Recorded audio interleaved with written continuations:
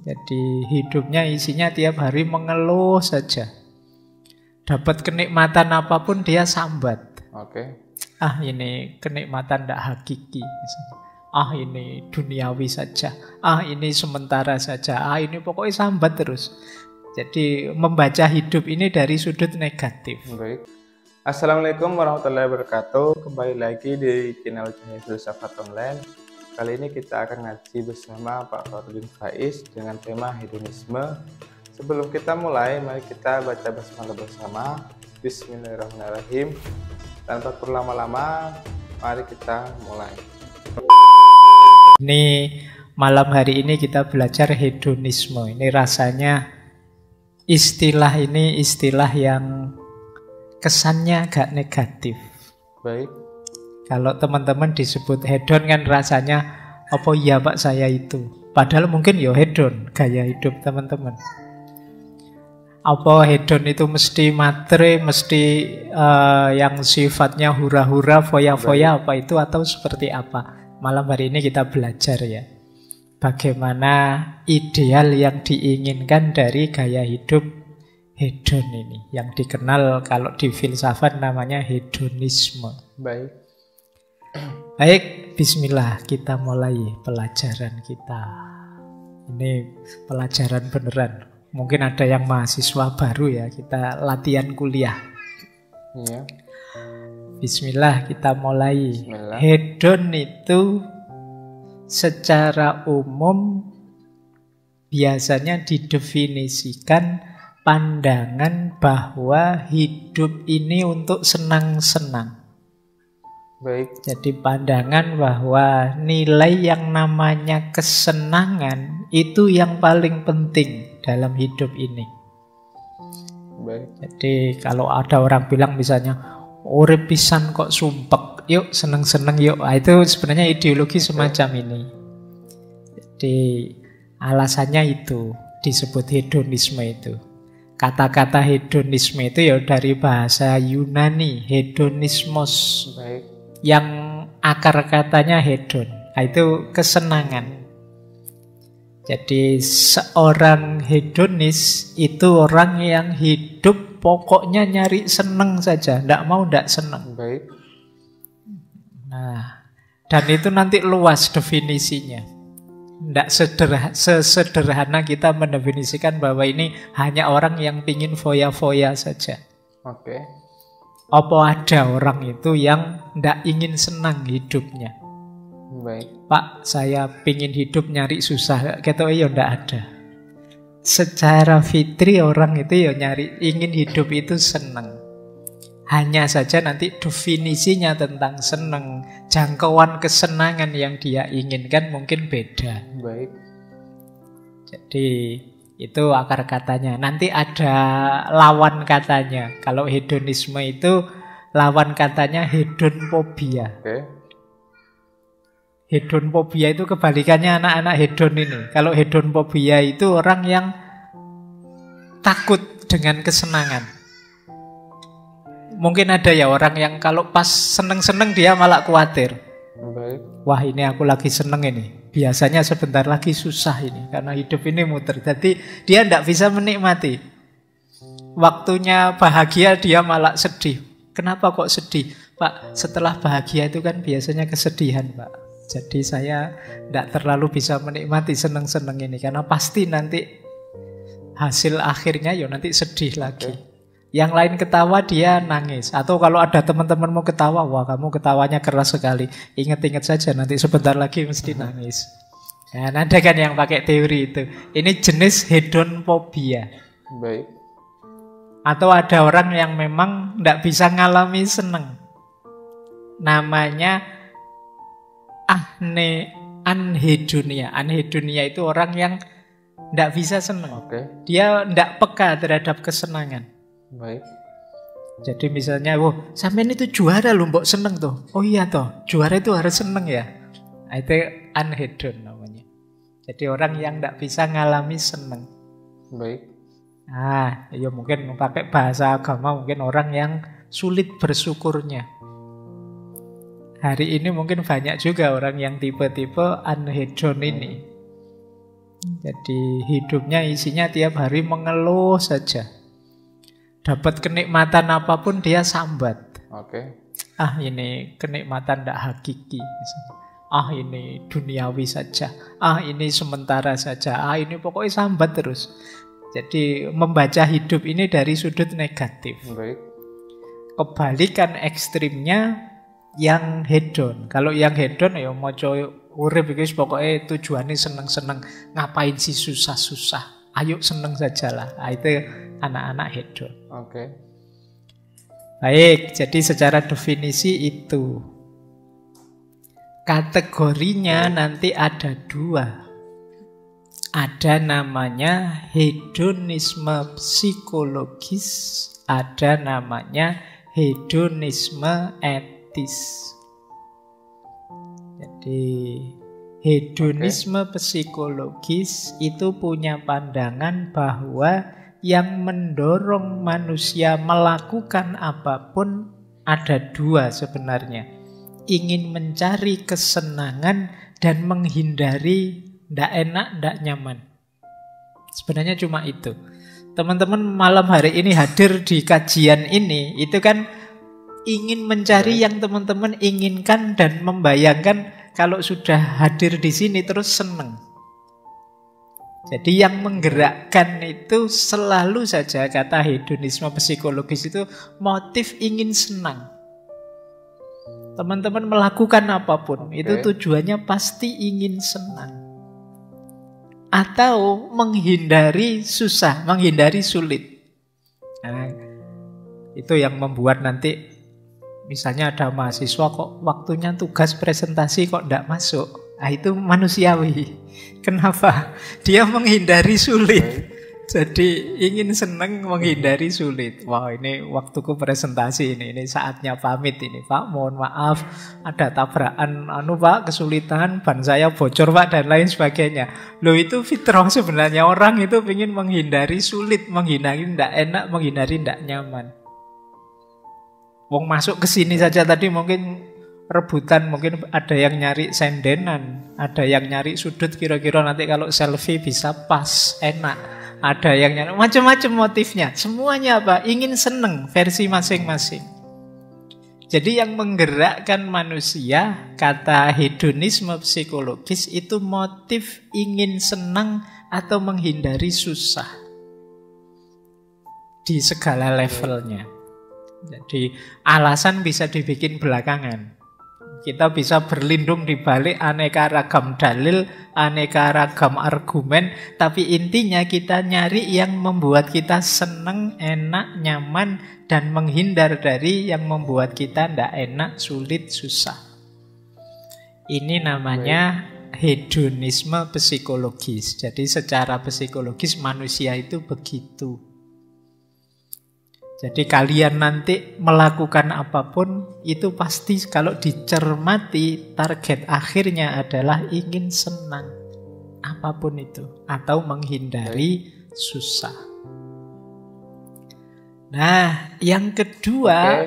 Orang yang disebut hedonisme biasanya orang-orang yang suka belanja-belanja, menghambur-hamburkan uang untuk berbelanja. Tapi pada dasarnya hedonisme itu adalah atas dasar kesenangan ya. Ketika kita melakukan sesuatu atas dasar kesenangan berarti kita sudah menggunakan hidup hedon. Seperti halnya saya kuliah atas dasar ingin mencari kesenangan, tujuan akhirnya tetap kesenangan. Meskipun nanti ketika di dalam proses kuliah ada rasa gak kuat lah akan tugas-tugas, rasa kesedihan. Tetapi pada tujuannya saya kuliah untuk mencari pekerjaan agar hidup saya senang.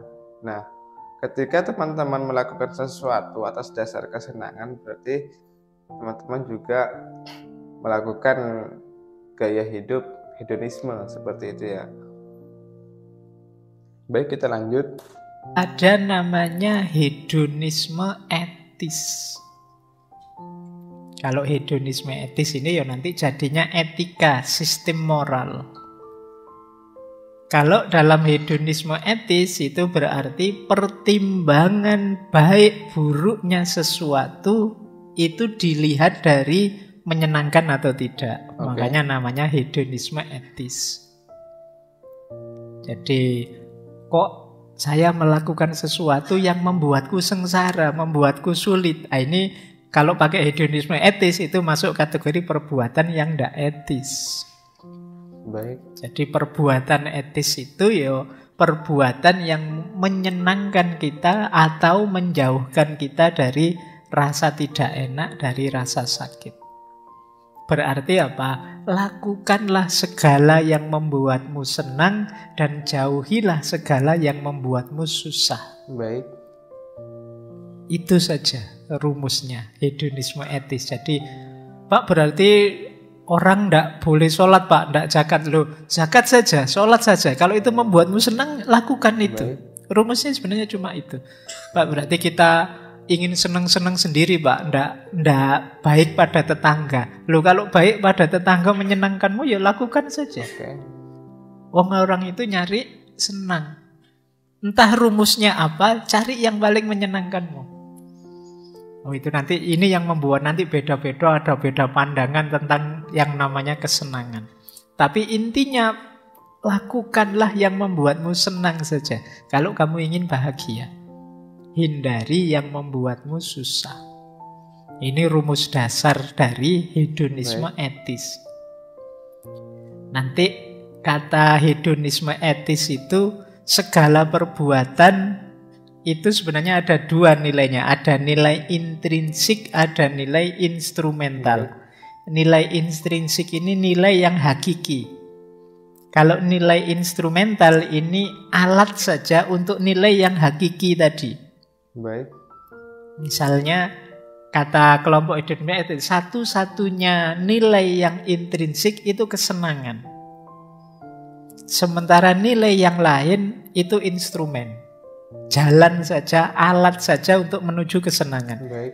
Misalnya HP ini kan alat untuk saya senang. Ada banyak hal yang menyenangkan saya dari HP ini. Berarti nilai HP ini sebenarnya nilai instrumental. Nilai hakikinya apa? Kesenangan. Baik. Jadi nilai puncak itu kesenangan. Kita melakukan apapun ini punya nilai, tapi namanya nilai instrumental karena dia bukan tujuan finalnya. Tujuan finalnya selalu saja kesenangan. Baik. Nah, kalian milih melakukan apa atau tidak melakukan apa, yang kalian lakukan itu hanya alatnya saja, instrumennya saja. Nilai akhirnya apa yang kalian kejar? Kesenangan. Semua orang mengejar kesenangan. Maka kalau ada konflik, kalau ada masalah, problem, itu biasanya ya tabrakan antar kesenangan. Yang satu senangnya kalau tidur lampunya mati, yang satu senangnya kalau tidur lampunya nyala. Kok ya terus nikah? Oh, itu kan ngeri itu. Tiap malam harus diskusi dulu, ini lampunya mati apa lampunya nyala. Terus diambil solusi, ya sudah. Kalau yang suka tidur lampunya mati, tidur dulu lampunya dimatikan. Yang tidur sukanya lampunya nyala, tidur terakhir nanti lampunya dinyalakan. Atau sebaliknya, jadi tidurnya gentenan. Tapi sudah nikah kok tidurnya gentenan kan ya ndak enak. Nah, ini konflik antar kesenangan. Tapi ya memang puncaknya apapun ya orang nyari senang. Tidak bisa tidak.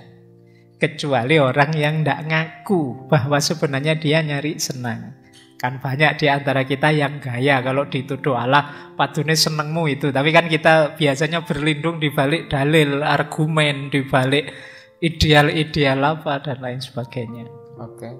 Jadi misalnya kemarin ada yang ketemu saya membahas tentang demo itu. Terus ngutip ngaji filsafat, Pak, mahasiswa itu kan ada tipe suka demo, ada tipe suka di perpus itu. Baik. Nah, demo maupun ke perpus itu instrumen. Hakikatnya apa? Dua-duanya mencari yang dia seneng. Oke. Jadi yang ikut demo ya memang seneng dengan demo. Yang ke perpus seneng dengan ke perpus. Meskipun dua-duanya mungkin kalau ditanya ya dibungkus dengan aneka dalil. Argumen. Oh, kita itu kan agen sosial, Pak, maka kita harus turun itu. Ya waktunya jiwanya cocok dengan itu, seneng. Baik. Yang ke perpus juga begitu loh. Kita punya tanggung jawab intelektual ini, Pak. Nanti ditanya oleh masyarakat ilmunya dan lain sebagainya. Tapi argumen ini hanya instrumennya. Hakikatnya apa? Kita seneng atau tidak seneng. Baik. Makanya pernah saya sampaikan itu kan orang itu sebenarnya lebih banyak disetir oleh seneng dan tidak seneng dari dirinya. Baik. Dibandingkan benar salah atau baik buruk yang ada ideal di kepalanya. Saya seneng dulu, nanti argumennya belakangan. Jadi saya mengidolakan PSS dulu. Nah, nanti alasannya belakangan. Meskipun bolak-balik kalah, tak carikan alasan biar kegemaranku ini terjustifikasi. Jadi ini yang dimaksud tadi ya, dasarnya orang hidup ya semua nyari seneng. Jadi ini kategori namanya hedonisme etis. Jadi bermoral tidak, etis tidaknya sesuatu itu dilihat dari menyenangkan atau tidak, membawa kita jauh dari rasa sakit atau tidak. Ukurannya dua. Kenapa begitu? Karena hedonisme psikologis. Manusia itu segala tindakannya lebih sering terdorong oleh mencari kesenangan dan menjauh dari rasa sakit. Baik, ini dasar berpikirnya ini. Lanjut. Baik. Seperti halnya tadi ya, di hedonisme juga mempunyai dua nilai. Ada nilai intrinsik dan ada nilai instrumental.